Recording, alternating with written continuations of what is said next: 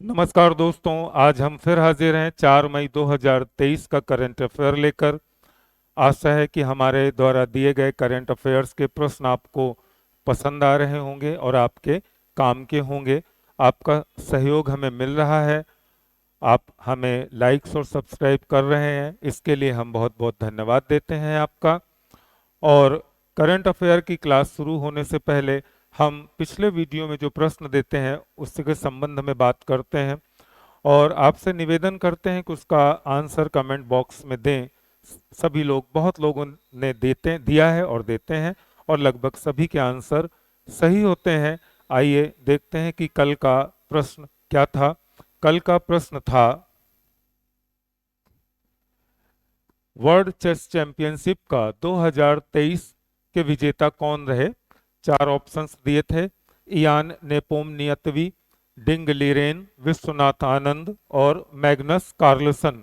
तो इसका सही आंसर था डिंग इसका सही आंसर था हमारे पास डिंग लीरेन। डिंग लीरेन चीन के रहने वाले हैं। सभी लोगों ने इसका आंसर दिया है और वो लगभग सभी सही हैं। चलिए, तो डिंग लीरेन की एक चित्र देखते हैं। यह डिंग लीरेन, ये चीन के रहने वाले हैं। इन्होंने ही शतरंज का खिताब जीता है। चलिए, आज के करंट अफेयर का पहला क्वेश्चन है हमारा, हाल ही में जन शक्ति प्रदर्शनी का उद्घाटन कहाँ किया गया। Where was the Jan Shakti exhibition inaugurated recently. यह जन शक्ति प्रदर्शनी का एक छोटा सा चित्र आप इसमें देख सकते हैं कि प्रदर्शनी का एक कैसी चल रही है या कैसी पिक है उसकी। तो कहाँ पर इसका उद्घाटन किया गया, ये प्रश्न है। तो चार ऑप्शंस थे, दिल्ली, मुंबई, कोलकाता और चेन्नई। तो इसका सही जवाब है दिल्ली। दिल्ली में जन शक्ति प्रदर्शन का आयोजन किया गया और यह प्रदर्शनी प्रधानमंत्री नरेंद्र मोदी के मन की बात के 100 एपिसोड पूरे होने के उपलक्ष्य में लगाई गई थी। और ये कोशिश की गई थी कि उन्होंने मन की बात में जो भी मौखिक रूप से वक्तव्य दिए हैं उनको प्रदर्शनी के रूप में सामने लाया जाए। इसी वजह से मन की बात के 100 एपिसोड पूरे होने के उपलक्ष्य में इस प्रदर्शनी का आयोजन किया गया था। यह जनशक्ति प्रदर्शनी, दिल्ली में इसका उद्घाटन किया गया। अगला प्रश्न है, हाल ही में रंजीत गुहा का निधन हुआ है, वह किस क्षेत्र से संबंधित थे। रंजीत गुहा का ये पिक है, ये किस क्षेत्र से संबंधित थे। आप चार ऑप्शन है आपके पास, इतिहासकार, कहानीकार, नाटककार और इनमें से कोई नहीं। तो सही उत्तर है इसका इतिहासकार। रंजीत गुहा एक जाने माने इतिहासकार थे, हाल ही में इनका निधन हो गया है। आइए रंजीत गुहा के बारे में कुछ महत्वपूर्ण बातें जान लें। रंजीत गुहा एक प्रमुख भारतीय इतिहासकार और मार्क्सवादी विद्वान थे। मार्क्सवादी के समर्थक भी थे, जिन्होंने सबाल्टर्न क्षेत्र में महत्वपूर्ण योगदान दिया। हाल ही में उनका निधन हो गया है। इनका जन्म 8 मई 1923 को कोलकाता, भारत में हुआ था। रंजीत गुहा ने अपना अधिकांश कैरियर अमेरिका और इंग्लैंड में बिताया। आपने विभिन्न विश्वविद्यालयों में इतिहास के प्रोफेसर के रूप में कार्य किया। 16 अप्रैल से 30 अप्रैल के बीच संसदीय मंत्रालय ने स्वच्छता पखवाड़ा मनाया। यह एक महत्वपूर्ण फैक्ट है रंजीत गुहा जी के जीवन वृत्तांत के साथ। एक महत्वपूर्ण फैक्ट है कि 16 अप्रैल से 30 अप्रैल के बीच संसदीय कार्य मंत्रालय ने स्वच्छता पखवाड़ा मनाया। कुछ और जान लें, इतिहासकार रणजीत गुहा का निधन हो गया, ये तो हम पिछले फैक्ट पे जान चुके। हाल ही में स्वच्छता पखवाड़ा मनाया गया, इसकी डेट भी आपको 16 अप्रैल से 30 अप्रैल के बीच में। अंतरराष्ट्रीय योग दिवस से पहले राजस्थान में योग महोत्सव का आयोजन किया गया। योग महोत्सव 21 जून को मनाया जाता है। उसके पहले ही राजस्थान में योग महोत्सव का आयोजन किया गया है। एक अन्य तथ्य है कि एयर मार्शल साजू बालकृष्ण को अंडमान और निकोबार का नया कमांडर इन चीफ बनाया गया है। परमाणु ऊर्जा परियोजना के लिए एनटीपीसी और एनपीसीआईएल ने समझौते पर हस्ताक्षर किए हैं। ये महत्वपूर्ण तथ्य हैं। चलिए नेक्स्ट क्वेश्चन की तरफ चलते हैं। खगोल दिवस कब मनाया जाता है? When is astronomy day celebrated? कब मनाया जाता है? 4 ऑप्शंस हैं, 1 मई, 2 मई, 3 मई, 4 मई। तो इसका सही उत्तर है 2 मई को। 2 मई को खगोल दिवस मनाया जाता है। आइए जान लें खगोल दिवस के बारे में। हर साल अंतर्राष्ट्रीय खगोल दिवस वर्ष में 2 बार मनाया जाता है। ये महत्वपूर्ण तथ्य है। अंतर्राष्ट्रीय खगोल दिवस वर्ष में 2 बार मनाया जाता है, एक बार 26 सितंबर को और दूसरा 2 मई को। पहला अंतर्राष्ट्रीय खगोल विज्ञान दिवस 1973 में मनाया गया था। अंतर्राष्ट्रीय खगोलीय संघ इंटरनेशनल एस्ट्रोनॉमिकल यूनियन IAU की स्थापना 1919 में हुई। अंतर्राष्ट्रीय खगोलीय संघ अंतर्राष्ट्रीय विज्ञान परिषद का एक सदस्य है। इसका मुख्यालय फ्रांस में है। भारत भी इसका सदस्य है। और एक अन्य महत्वपूर्ण तथ्य है कि वैज्ञानिकों ने चंद्रमा की मिट्टी से ऑक्सीजन को अलग किया है। ऐसा करने नासा ने किया है। अमेरिका की जो स्पेस एजेंसी है नासा ने चंद्रमा की मिट्टी से ऑक्सीजन को अलग किया है। और अगला तथ्य है कि आसियान इंडिया मैरीटाइम एक्सरसाइज 2023 का प्रारंभ हुआ है। इन तथ्यों के बारे में हमने पिछले वीडियो में आपसे बातचीत की थी और इसके बारे में जानकारी आपको दी थी। हमारा अगला क्वेश्चन है, भारतीय विदेश व्यापार संस्थान IIFT अपनी कौन सी जयंती मना रहा है? तो 4 ऑप्शंस हैं, रजत जयंती, स्वर्ण जयंती, हीरक जयंती, इनमें से कोई नहीं। Silver jubilee, golden jubilee, diamond jubilee, none of these, इनमें से कोई नहीं। तो इसमें से सही आंसर है हीरक जयंती, डायमंड जुबली। भारतीय विदेश व्यापार संस्थान के 60 साल पूरे हुए हैं। व्यापार संस्थान IIFT अपनी हीरक जयंती 60 वर्ष पूरे होने के उपलक्ष्य में मना रहे हैं। आइए कुछ जान लें IIFT के बारे में। IIFT भारतीय विदेश व्यापार संस्थान IIFT अपने 60वें स्थापना दिवस पर हीरक जयंती मना रहा है। Indian institute of foreign trade IIFT 4 के 4 परिसर भारत के हैं। 4 परिसर में IIFT Delhi, IIFT Kolkata, IIFT Canada और IIFT डार एस सलाम तंजानिया। IIFT के 4 परिसर हैं। IIFT दिल्ली की स्थापना 1963 में हुई थी। ये भारत के प्रतिष्ठित MBA कॉलेज में से एक है। हमारा अगला क्वेश्चन है, विश्व प्रेस स्वतंत्रता दिवस कब मनाया जाता है? When is world press freedom day celebrated? 4 options हैं, 2 मई, 3 मई, 4 मई, 5 मई। तो सही उत्तर है, इसका सही जवाब है 3 मई। 3 मई को विश्व प्रेस स्वतंत्रता दिवस मनाया जाता है। आइए कुछ इस संबंध में जानकारी प्राप्त करें। 3 मई को विश्व प्रेस स्वतंत्रता दिवस मनाया जाता है। ठीक है, यही इसका उत्तर था।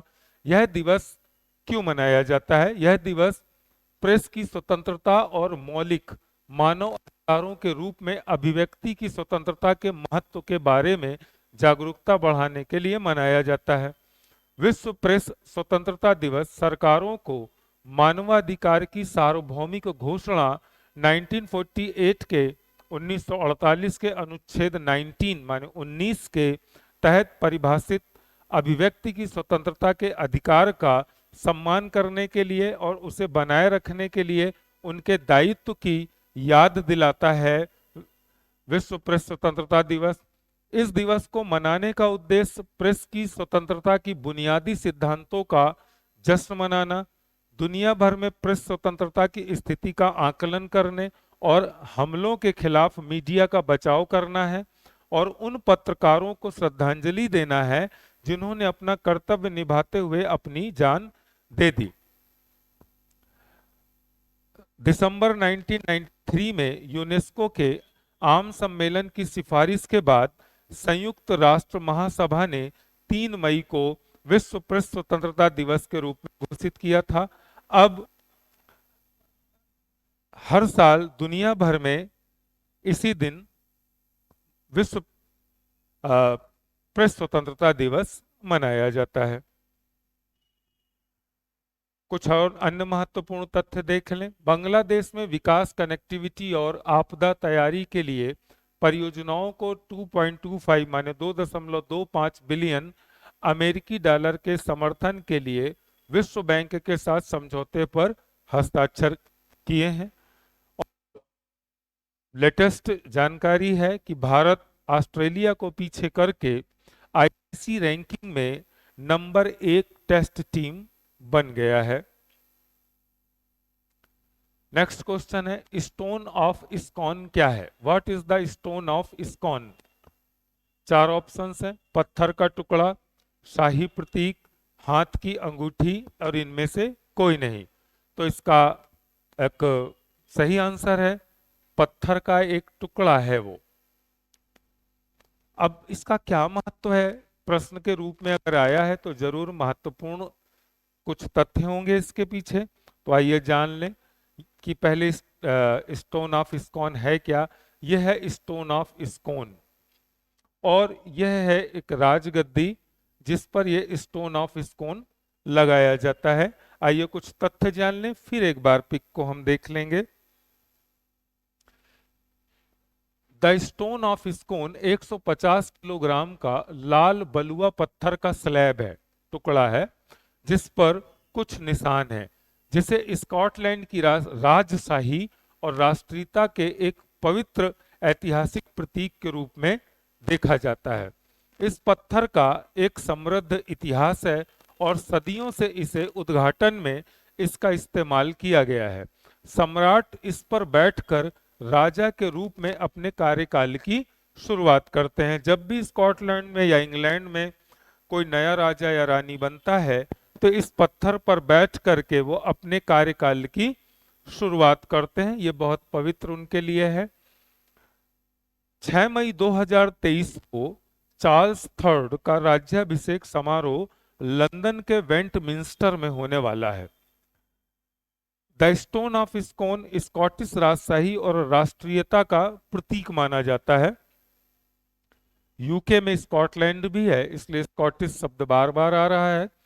किंग चार्ल्स को अभी उनका राज्याभिषेक होने वाला है क्योंकि महारानी एलिजाबेथ का देहांत हो गया था, तो उनके राज्याभिषेक होने वाला है। तो वह इसी पत्थर पर बैठ करके अपने नए कार्यकाल की शुरुआत करेंगे। देख लीजिए, यह है स्टोन ऑफ इस्कॉन और यह है एक राजगद्दी, उसके बीच में स्टोन लगाया है और यहाँ पर बैठ करके वो इंग्लैंड का राजा या लंदन के राजा या रानी अपने कार्यकाल की शुरुआत करते हैं। हमारा अगला क्वेश्चन है, पिछड़े वर्गों की सामाजिक और शैक्षिक स्थितियों पर किस राज्य ने सर्वेक्षण शुरू किया है? Which state has launched a survey on the social and educational conditions of backward classes? 4 options हैं, उड़ीसा, आंध्र प्रदेश, कर्नाटक और तमिलनाडु। तो इसका सही उत्तर है उड़ीसा।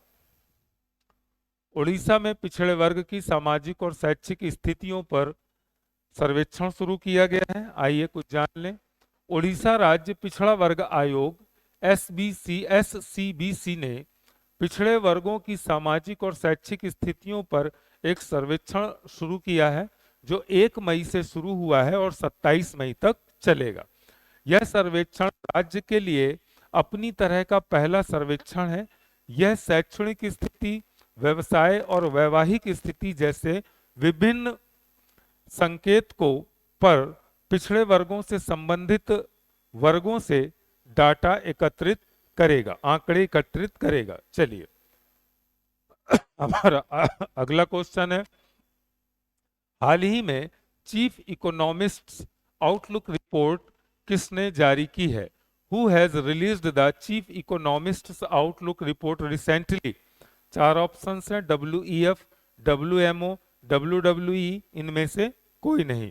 तो इसका सही जवाब है WEF। WEF ने चीफ इकोनॉमिस्ट आउटलुक पर रिपोर्ट जारी की है। आइए WEF के बारे में जान लें। वर्ल्ड इकोनॉमिक फोरम, WEF का फुल फॉर्म है वर्ल्ड इकोनॉमिक फोरम, के द्वारा हाल ही में जारी की गई चीफ इकोनॉमिक आउटलुक रिपोर्ट का उद्देश्य वर्तमान आर्थिक स्थिति का संक्षिप्त विवरण प्रदान करना और उन प्रमुख क्षेत्रों को उजागर करना जहां नीति निर्माताओं और व्यापार जगत के नेताओं को भी आर्थिक और भू राजनीतिक घटनाओं के जवाब में अपने प्रयासों पर ध्यान केंद्रित करना चाहिए। वर्ल्ड इकोनॉमिक फोरम ने हाल ही में उन देशों की पहचान करने के लिए एक सर्वेक्षण किया जो आपूर्ति श्रृंखला में चल रहे परिवर्तनों के सबसे अधिक लाभान्वित होने की संभावना रखते हैं। इस सर्वेक्षण के अनुसार Bharat, Vietnam, Thailand, Indonesia, Mexico, तुर्की और पोलैंड इन देशों में शामिल हैं जिन्हें महत्वपूर्ण लाभ मिलने की संभावना है।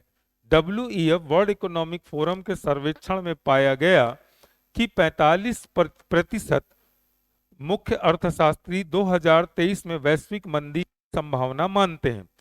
जो मुख्य अर्थशास्त्री हैं वो ये मानते हैं कि 2023 में 45% वैश्विक मंदी आने की संभावना है, जबकि एक समान प्रतिशत मान इतने ही प्रतिशत इसे असंभाव्य मानते हैं कि ऐसा नहीं हो सकता।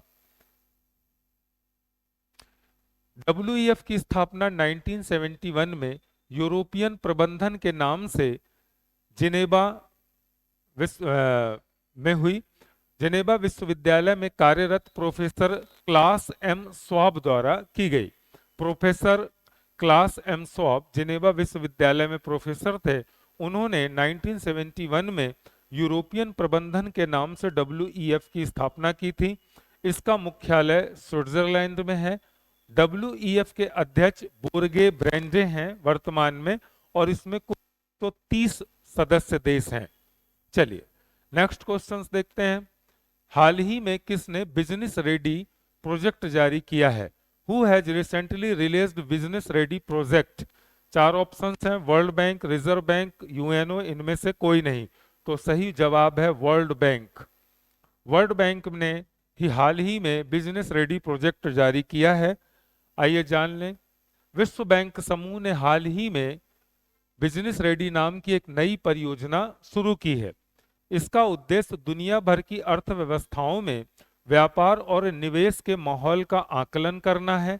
यह नई पहल डूइंग बिजनेस प्रोजेक्ट की जगह लेगा। वर्ल्ड बैंक की स्थापना 1944 में हुई थी। 1944 में संयुक्त राष्ट्र मौद्रिक और वित्तीय की बैठक हुई थी, जिसे आमतौर पर ब्रेटन वुड्स सम्मेलन के नाम से जाना जाता है। विश्व बैंक 5 अंतरराष्ट्रीय संगठनों का ऐसा समूह है जो सदस्य देशों को वित्त और वित्तीय सलाह देता है। वित्त भी देता है और वित्तीय सलाह भी, माने फाइनेंस भी करता है और फाइनेंशियल एडवाइजिंग भी करता है। वर्ल्ड बैंक का मुख्यालय वॉशिंगटन DC में है। वर्तमान में इसके अध्यक्ष डेविड मालपस हैं। चलिए अगला क्वेश्चन है, मीरा स्याल कौन है? हु इज मीरा स्याल? हाल ही में चर्चा में है। ये अभिनेत्री हैं, नर्तकी हैं, समाज सेविका हैं, इनमें से कोई नहीं। तो सही जवाब है इसका मीरा स्याल एक एक्ट्रेस हैं, अभिनेत्री हैं। यह मीरा स्याल, ये उनके यंग की पिक है और ये बाद की पिक है, आप उसे देख सकते हैं। मीरा स्याल के बारे में जान लें। मीरा स्याल ब्रिटेन में रहने वाली भारतीय मूल की अभिनेत्री, पटकथा लेखिका और उपन्यासकार हैं। मीरा स्याल को गुडनेस ग्रेसियस मी और द कुमार्स एट नंबर 42 जैसे टेलीविजन शो में उनके काम के लिए जाना जाता है। काफी बेहतरीन काम किया था उन्होंने। मीरा स्याल को हाल ही में बाफ्टा फेलोशिप दी गई है। ये प्रश्न है और करंट की बात है कि बाफ्टा फेलोशिप हाल ही में किस अभिनेत्री को दी गई है, तो वह मीरा सयाल को। British academy film award, BAFTA का पूरा नाम ब्रिटिश एकेडमी फिल्म अवार्ड है, फिल्म एंड टेलीविजन आर्ट्स द्वारा प्रदत्त किया जाता है। यह पुरस्कार, यह अमेरिका के ऑस्कर पुरस्कार के समकक्ष है। जो ऑस्कर अवार्ड होता है फिल्मों में दिया जाता है, उसके ये समकक्ष है। इसे 2008 से यह लंदन के रॉयल ओपेरा हाउस में दिया जाता है। चलिए, हमारा अगला क्वेश्चन है स्टारबेरी सेंस क्या है? What is starberry sense? 4 options हैं। ये स्टारबेरी सेंस है। आप इस चित्र को भी देख करके अंदाज लगा सकते हैं कि ये क्या है। रॉकेट है, सेंसर है, सैटेलाइट है, या इनमें से कोई नहीं? तो इसका सही जवाब है कि यह एक सेंसर है। ये आप उसका चित्र देख सकते हैं, ये एक सेंसर है। भारतीय अंतरिक्ष अनुसंधान संगठन इसरो ने 22 अप्रैल 2023 को अपने polar satellite launch vehicle SLV-C55 rocket पर स्टारबेरी सेंस नाम का एक कम लागत वाला स्टार सेंसर लॉन्च किया है। तो यह एक सेंसर है। हाल ही में, अगला क्वेश्चन है, हाल ही में विश्व टूना दिवस कब मनाया जाता है? तो आप बताएं, आप अंदाज करें कि टूना दिवस कब मनाया जाता है। ये टूना एक मछली है। ये बहुत कीमती मछली होती है और खाने में ये बेहद स्वादिष्ट और प्रोटीन से भरी होती है, और इसकी कीमत जानकर आपको हैरानी होगी। ये अलग अलग देशों में बहुत ज़्यादा कीमत पर बिकती है। तो प्रश्न ये है कि हाल ही में विश्व टूना दिवस कब मनाया जाता है? When was World Tuna Day celebrated recently? तो ट्यूना दिवस 2 मई को मनाया जाता है। टूना एक मछली है। आइए, यह है टूना मछली। इसके खाने के फायदे बहुत ज़्यादा होते हैं, बहुत प्रोटीन युक्त मछली है ये। आइए नेक्स्ट क्वेश्चन की तरफ चलें। जो आज आपके लिए यह क्वेश्चन दिया गया है, जिसे का आंसर आपको कमेंट्स बॉक्स में देना है, और आपसे हम निवेदन करते हैं कि आप इसके प्रश्न के आंसर को कमेंट्स बॉक्स में दें। तो प्रश्न है, हाल ही में किसे किंग्स चार्ल्स थर्ड द्वारा मानद MBE से सम्मानित किया गया है? Who was recently awarded the मानद MBE by king Charles third? 4 options हैं। डॉक्टर MN नंद कुमार, किरण नादर, डेविड चिपरफील्ड, इनमें से कोई नहीं। आंसर आपको बताना है। हमने यहाँ पर एक चित्र लगा दिया है, और चित्र को देख करके आप बता ही सकते हैं कि किसे चार्ल्स थर्ड द्वारा मानद MBE की से सम्मानित किया गया है। जो भी इस वीडियो को देखेगा, लास्ट प्रश्न के अगर चित्र को ध्यान से देखेगा तो आंसर उसे पता चल जाएगा। बस हम इतना चाहते हैं आप उसे कमेंट्स बॉक्स में दें। कमेंट बॉक्स में उसके आंसर देने का आशय उसके पीछे हमारा कोई स्वार्थ नहीं है। उससे हमें पता चलता है कि आप हमारे वीडियो को देखते हैं और आप करंट अफेयर के प्रति जागरूक हैं, और उससे हमें हौसला मिलता है, और हमें नए करंट अफेयर के प्रश्नों को लेकर आपके सामने हाजिर होते हैं। आपका सहयोग अपेक्षित है, हमें मिल रहा है, उसके लिए हम धन्यवाद देते हैं। और इसी के साथ ही हम आपसे विदा लेते हैं। कल फिर मिलते हैं एक नए करंट अफेयर के प्रश्नों के साथ। तब तक के लिए नमस्कार, धन्यवाद।